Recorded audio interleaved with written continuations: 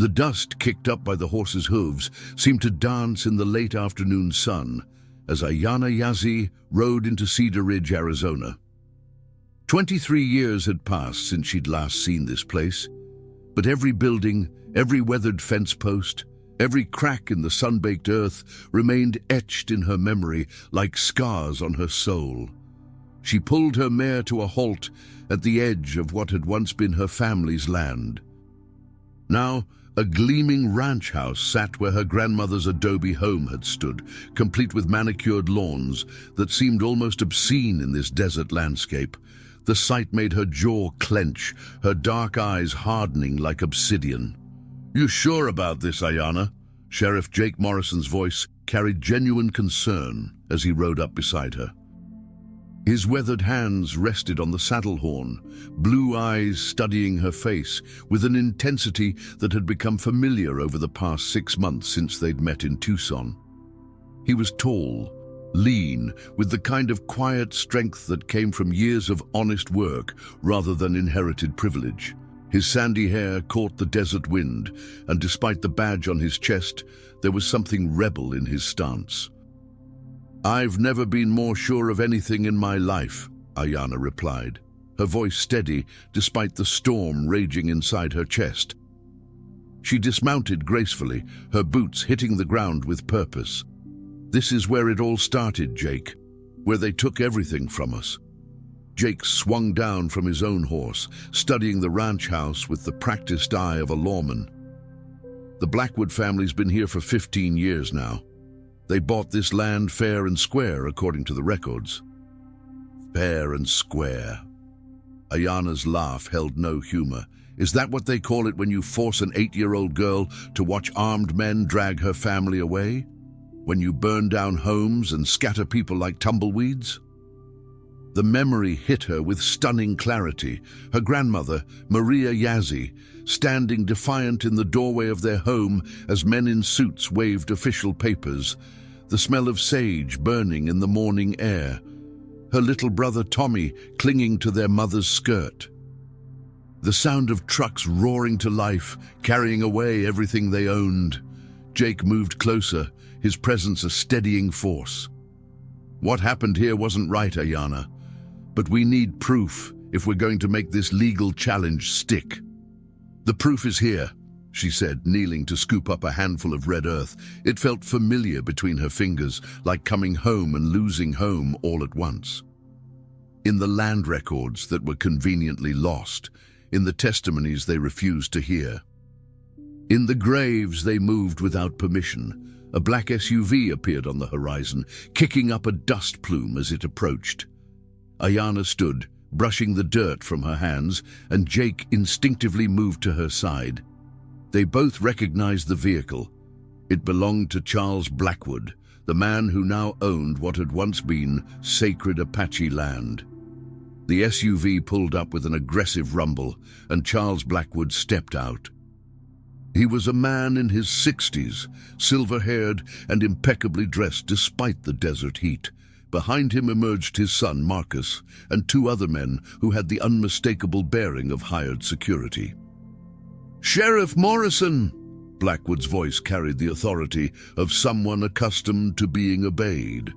"I wasn't expecting you." "Mr. Blackwood," Jake nodded politely, but his stance remained protective near Ayana. "Just conducting some routine patrol." Blackwood's gaze shifted to Ayana, and she saw recognition flicker in his pale eyes. "And you brought company." "I brought justice." Ayana stepped forward, her chin raised. "My name is Ayana Yazzie. This land belonged to my family for generations before you stole it."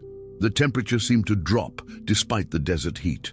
Marcus Blackwood moved closer to his father, his hand resting casually near his jacket, too casually for Jake's comfort. "Miss," Charles said with practiced calm, "I think there's been some misunderstanding. This land was purchased legally through the proper channels. If you have concerns, I suggest you take them up with the county office." "The same county office that lost all the original land records?" Ayana's voice remained steady, but Jake could see the fire building in her eyes. The same one that claimed there was no documentation of Apache ownership, even though my great-grandmother's name was on every treaty. Treaties change, Marcus spoke for the first time, his voice carrying a sneer. Times change, people move on. Some things don't change, Ayana replied, her voice dropping to a whisper that somehow carried more weight than shouting. Like the truth, like the fact that you built your fortune on stolen ground. Jake felt the tension ratchet up another notch and stepped slightly forward. Perhaps we should all take a step back. Sheriff Morrison, Charles interrupted, his tone sharpening. I hope you're not planning to harass law-abiding citizens based on unfounded claims. The implied threat hung in the air like morning mist before the sun burns it away. Jake's jaw tightened, and Ayana saw something shift in his expression, a hardening that told her he was making a choice that would define everything that came after. I'm not harassing anyone, Mr. Blackwood, Jake said quietly. I'm investigating a potential injustice, and I'll follow the evidence wherever it leads. Even if it leads to career suicide, Marcus asked with a cold smile. Jake met his gaze steadily. Especially then. And as they mounted their horses to leave, Ayana felt something she hadn't experienced in years, hope mixed with fear in equal measure. Behind them, the Blackwoods watched from the shadow of the house built on stolen dreams, and ahead of them lay a path that would test everything they believed about justice, love, and the courage required to fight for both. The desert wind picked up, carrying with it the scent of sage and the promise of storms to come. The courthouse in Cedar Ridge had seen better days. Built in the 1920s, its brick facade bore the weathered dignity of a building that had witnessed decades of human drama. Inside, the records room smelled of old paper and forgotten promises, and it was here that Ayana and Jake spent their morning, searching through boxes of documents that the county clerk had reluctantly produced. Here, Ayana said, her finger tracing a faded entry in a leather-bound ledger. Look at this. Jake leaned closer, close enough that she could smell his aftershave mixed with desert dust. Property transfer, 1999. Original owner listed as the entry's been whited out. Conveniently, Ayana murmured. She could feel the frustration building in her chest like steam in a kettle. But look at the deed number. It doesn't match the current deed for Blackwood's ranch. Before Jake could respond, the door to the records room swung open. County Clerk Margaret Henley stood there, her face flushed with what might have been embarrassment or anger. I'm sorry, but I need to ask you to leave, she said, wringing her hands. The county commissioner wants to see you, Sheriff Morrison. Jake straightened, his expression carefully neutral. Is there a problem, Margaret? I think you should just go see him. Both of you. As they walked down the courthouse hallway, their footsteps echoing off worn linoleum, Ayana caught glimpses of people staring through office doorways. Word had spread fast in a small town. Commissioner Robert Hayes was waiting in his office, along with Charles Blackwood and another man Ayana didn't recognize. Elderly, Native American, wearing a bolo tie and an expression of deep sadness. Sheriff Morrison, Hayes began without preamble. Mr. Blackwood has expressed some concerns about your investigation. What concerns? Jake's voice remained level, professional. The concerns of a longtime supporter of this community who's wondering why his property rights are being questioned based on unsubstantiated claims. Blackwood's voice carried the weight of political influence. Ayana felt her temper flare, but before she could speak, the elderly Native American man stepped forward. My name is Joseph Crowfeather, he said quietly. I knew your grandmother, Ayana Yazzie. Maria was a good woman. The unexpected kindness in his voice nearly undid her. You knew her. I was there the day they came, Joseph continued, his eyes meeting hers with a depth of understanding that made her breath catch. "I was young then, working as a translator. They told us the Apache families had to relocate for their own safety, that the land would be held in trust." "What trust?" Hayes demanded. Joseph pulled a manila folder from under his arm and placed it on the commissioner's desk. The trust that was supposed to protect Apache land rights. The trust that somehow forgot to exist when it came time for Mr. Blackwood to purchase his ranch. The room fell silent, except for the tick of an old clock on Hayes's wall.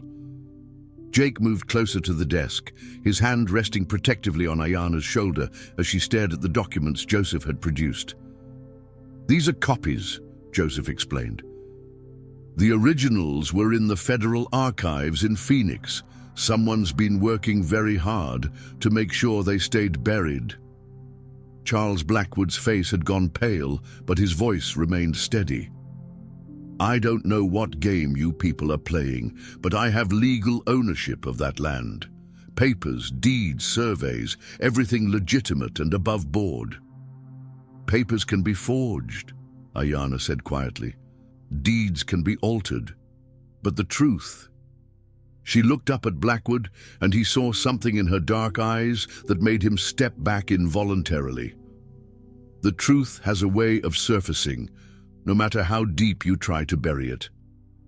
That evening, Jake and Ayana sat on the porch of the small motel where she was staying, watching the sunset paint the desert in shades of copper and gold. The silence between them was comfortable now, built on shared purpose and growing trust. "You know this is going to get ugly," Jake said finally. "It already is ugly," Ayana replied. "It's been ugly for 23 years. Jake turned to study her profile in the dying light. Why now? Why come back after all this time? She was quiet for so long, he thought she wouldn't answer. When she finally spoke, her voice was soft, almost vulnerable. "Because I made a promise to my grandmother as she lay dying in that government housing in Tucson. She made me swear I'd come back someday and reclaim what was ours. Not just the land, Jake, but our dignity, our truth. And what if we can't prove it? What if the system's too corrupt, too entrenched?" Ayana turned to face him fully, and in the fading light, he saw the strength that had carried her back to this place of painful memories. "Then at least I'll know I tried. At least I'll know I stood up and said, 'This is wrong,' when everyone else was willing to look the other way." Jake reached over and took her hand, their fingers intertwining naturally. "You're not standing alone." The simple words carried more weight than any declaration of love could have. In that moment, as night settled over the desert and the first stars appeared in the vast sky above them, Ayana understood that something had shifted between them, something deeper than attraction, stronger than shared purpose. Inside the motel office, the phone rang. Neither of them moved to answer it, but they both knew that whatever was coming next would test every bond they'd built, every trust they'd established. The desert night was full of sounds. Coyotes calling in the distance, wind through the sage, the settling of old buildings under the weight of accumulated secrets. But for now, in this moment, there was peace. It would be the last peaceful moment they'd have for a long time. The attack came at dawn. Ayana woke to the sound of shattering glass and the acrid smell of smoke. Through her motel room window, she could see flames licking at the tires of her truck, black smoke billowing into the pink desert sky. She grabbed her phone, pulling on clothes with one hand while dialing Jake with the other. "They torched my truck," she said the moment he answered. "Stay where you are. I'm on my way." But staying put had never been in Ayana's nature. By the time Jake arrived with the volunteer fire department, she was outside talking to other motel guests, gathering witness accounts, her journalist instincts taking over despite the personal nature of the attack. "Anyone see who did this?" Jake asked, examining the charred remains of what had been a reliable Ford pickup. Nobody saw nothing, said the motel manager, a nervous man named Pete who kept glancing toward town as if expecting more trouble. But there was a couple trucks came through here real early, moving fast. Jake's radio crackled to life. Sheriff Morrison, you need to get down to the Yazzie investigation site. We've got a situation. They borrowed Pete's truck and drove toward what had once been the Yazzie family land. What they found there made Ayana's stomach drop. Someone had been there during the night with heavy machinery, scraping away the topsoil, obliterating any archaeological evidence that might have supported her claim. "They're erasing history," she whispered, staring at the gouged earth. But Jake was looking beyond the destruction, toward the modern ranch house where several vehicles were parked, including the truck that had been speeding away from the motel earlier that morning. "Not all of it," he said grimly. "And they just made a mistake." That afternoon, federal agents arrived in Cedar Ridge. Jake had made some calls to contacts from his days as a military police officer, and word had reached the FBI's Native American Rights Division. The sudden federal interest sent ripples through the small town like a stone dropped in still water. Agent Sarah Coleman was a tall woman with steel-gray hair and the kind of quiet authority that came from years of fighting institutional corruption. She listened to Ayana's story without interruption, taking notes in a small black notebook. "The destruction of potential archaeological evidence is a federal crime," she said when Ayana finished, "especially on land with disputed ownership involving Native American claims." Charles Blackwood arrived at the courthouse within an hour, flanked by lawyers from Phoenix and radiating the kind of controlled anger that comes with being unaccustomed to having one's authority challenged. "This is harassment," he declared to anyone within earshot. "I've owned that land legally for 15 years. I've paid taxes, made improvements, created jobs. Now some activist shows up with wild claims and suddenly I'm treated like a criminal?" "No one's treating you like a criminal, Mr. Blackwood," Agent Coleman replied calmly. "We're simply investigating potential federal crimes. I'm sure an innocent man like yourself has nothing to worry about." The town seemed to hold its breath as news of the federal investigation spread. Long-buried tensions rose to the surface, like water seeping up through cracked ground. At the diner, conversation stopped when Ayana entered. At the gas station, people stared, some with hostility, others with what might have been curiosity or even support. That evening, Jake found Ayana at the small cemetery outside town, kneeling beside a weathered headstone marked Maria Yazzie, beloved grandmother. "Today, I brought flowers," she said without looking up. "Sage and desert marigolds, her favorites." Jake settled beside her on the dusty ground, his presence a comfort in the gathering darkness. "The FBI found something," he said quietly, "in the federal archives in Phoenix. Original survey maps from 1923 that show clear Apache land ownership. Maps that contradict everything in the current county records." Ayana's hand stilled on the headstone. "They have proof. They have questions, big ones, about how legal documents went missing, how federal trust lands somehow became available for private purchase, how certain county officials seemed to develop convenient memory problems whenever Apache land rights came up. And Charles Blackwood. Charles Blackwood is about to discover that federal investigators ask much harder questions than small-town sheriffs. As if summoned by their conversation, headlights appeared on the cemetery road. Not the measured approach of a casual visitor, but the aggressive acceleration of someone with a purpose. Jake instinctively moved protectively closer to Ayana as a familiar black SUV parked near the cemetery gate. Marcus Blackwood got out alone, his movements sharp with anger. He approached through the headstones like a man marching to war. "You think you're so clever," he called out when he was still 20 feet away. "You think you can come here and destroy everything my family built? I think I can expose what your family stole," Ayanna replied, rising to face him. Jake stood beside her, hand resting on his service weapon. "We didn't steal anything." Marcus's composure cracked, years of entitlement and anger spilling out. "This land was empty when my father bought it. Empty, just sagebrush and snakes." "It was empty because you made it empty." Ayanna's voice carried a quiet fury that was somehow more intimidating than shouting. "You erased my people like they never existed. But we did exist, Marcus. We're still here."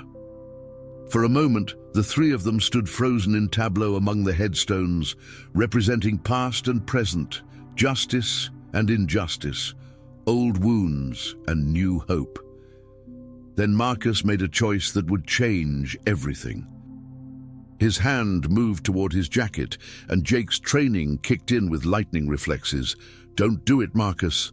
Don't make this worse than it already is." Time stretched like taffy, every second pregnant with possibility and consequence.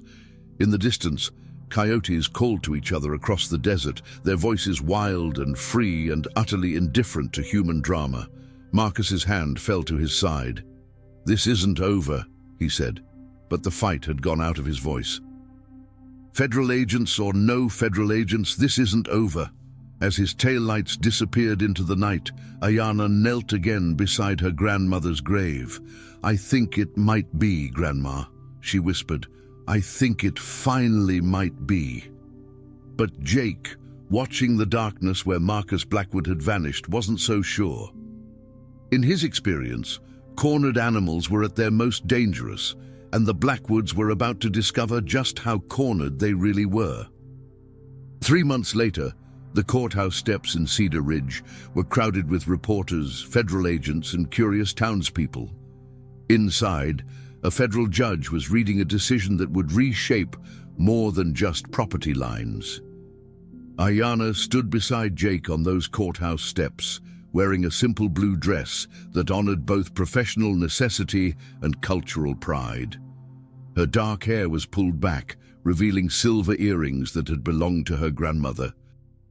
In her hands, she held a manila folder containing documents that had taken 3 months of federal investigation to uncover, documents that painted a clear picture of fraud, corruption, and the systematic theft of Native American land.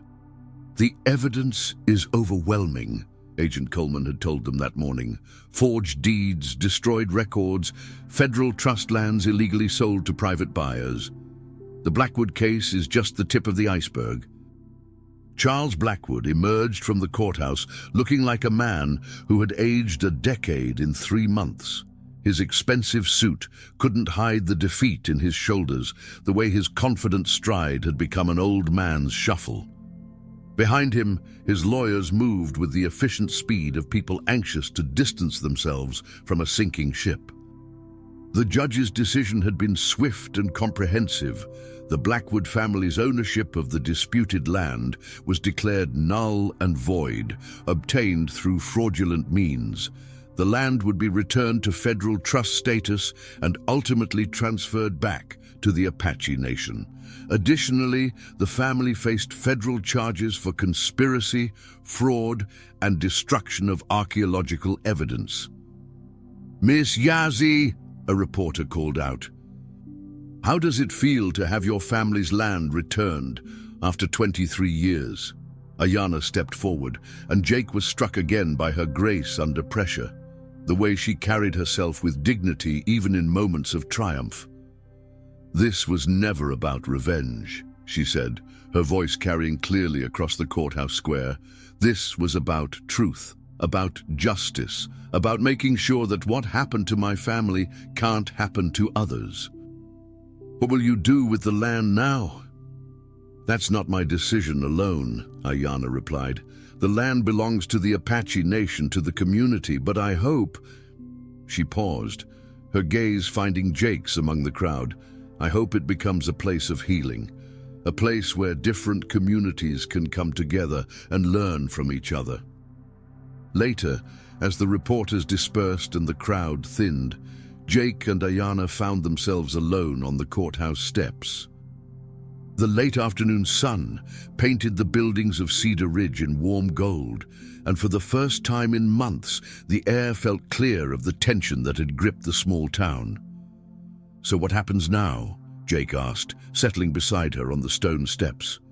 "Now we figure out how to build something better," Ayana replied.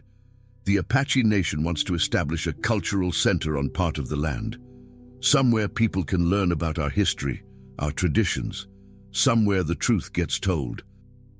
And the rest of it?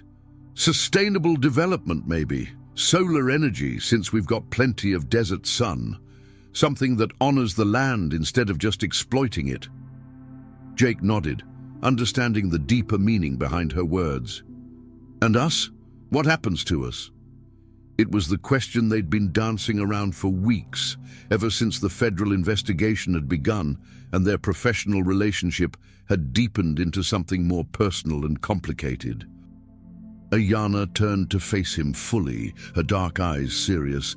"I've been offered a position with the FBI's Native American Rights Division, working with Agent Coleman, investigating cases like this across the country." Jake felt his heart sink, even though he'd known this moment was coming. That's great, Ayana. You'd be amazing at it." "I would," she agreed without false modesty. "But I'd be traveling constantly, away from here, away from—" She gestured toward the town spread out below them, but Jake understood she meant away from him. "You have to take it," he said, meaning it even though the words tasted like dust. "This is your calling, your chance to make sure what happened here doesn't happen to other families." "Is it?" Ayana asked quietly. "Or is my calling right here, helping to build something new, helping this community, all of this community, heal and move forward?" Before Jake could answer, a familiar voice interrupted them. "Miss Yazzie?" They turned to see Joseph Crow Feather approaching, accompanied by several other tribal elders, and surprisingly, Pete from the motel, along with Margaret Henley and a handful of other townspeople. "We've been talking," Joseph said, his weathered face creased in what might have been a smile. "About what you said earlier, about different communities coming together." "We know there's been bad blood," Margaret added, wringing her hands the way she did when nervous. "We know some folks in town weren't welcoming, but we also know what's right. And what happened to your family wasn't right." Pete stepped forward, his usual nervousness replaced by determined sincerity. "Some of us want to help with this cultural center idea. Want to make sure our kids learn the real history, not just the version that made the white folks look good." Ayana felt tears prick at her eyes, not from sadness, but from something she hadn't dared hope for, the possibility of genuine reconciliation. "There's something else," Joseph said, pulling a folded paper from his jacket pocket. "The Tribal Council met this morning. We'd like to offer you a position as director of the new Apache Cultural and Heritage Center. It would be based here in Cedar Ridge, working with both the tribal community and the town to build understanding between our peoples." "The pay won't be as good as the FBI job," Margaret added quickly. "But the county commission has agreed to provide matching funds for the center. It's not much, but it's a start." Jake watched Ayana's face as she processed this unexpected offer. He could see her weighing the possibilities, the chance to make a difference in a single place versus the opportunity to fight injustice on a national scale. "There's one more thing to consider," Jake said quietly, taking her hand in his. "If you stay, you won't be fighting alone." The simple words carried the weight of promise, of partnership, of a love that had grown from shared purpose into something deeper and more lasting. Surrounded by tribal elders, townspeople, and former adversaries now reaching out as allies, Ayana reflects on what it truly means to come home. Her grandmother's words echo in her heart. Home isn't just a place, but a community built through choices, support, and shared struggle. Though unsure at first, Ayana begins to see that her place is here, among those willing to forge a new path together. 6 months later, the grand opening of the Apache Cultural and Heritage Center marks a powerful moment of healing and reconciliation. Tribespeople and longtime town residents come together, not as strangers, but as neighbors, sharing meals, stories, and respect. Standing beside Jake, Ayana recognizes that reclaiming the land was only the beginning. The true work is in nurturing unity, honoring truth, and building a future where both cultures can coexist with dignity. As the desert wind carries the sound of